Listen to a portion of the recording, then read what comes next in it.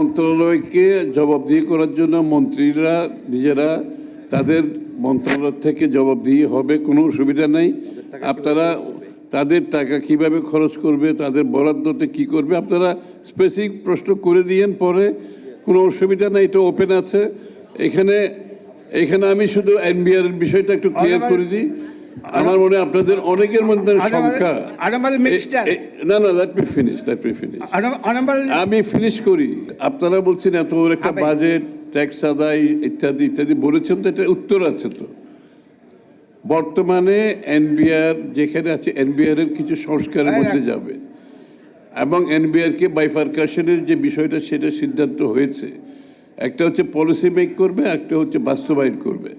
এবং এটা policy making বডিতে কারা কারা কীভাবে থাকবে সেটাও আমি আমার বক্তব্যে বলেছি, এবং যোগ্য ব্যক্তিরা সেখানে থাকবে।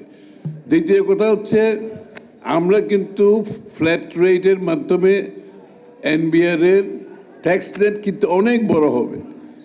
আপনার নিশ্চয় বক্তব্যে খেয়াল করেছেন, সমস্ত দেশে আমাদের যত দোকানপাট, রেস্টুরেন্ট যারা আছে, সবাই একটা ফ্ল্যাট রেটের মাধ্যমে চলে আসবে, নেটওয়ার্কের মধ্যে চলে আসবে।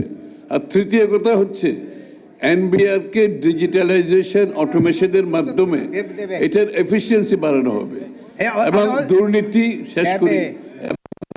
যদি কোনো দুর্নীতি থাকে, এটা দুর্নীতি কমে আসবে থ্রু ডিজিটালাইজেশন এবং ট্রান্সপারেন্সি চলে আসবে।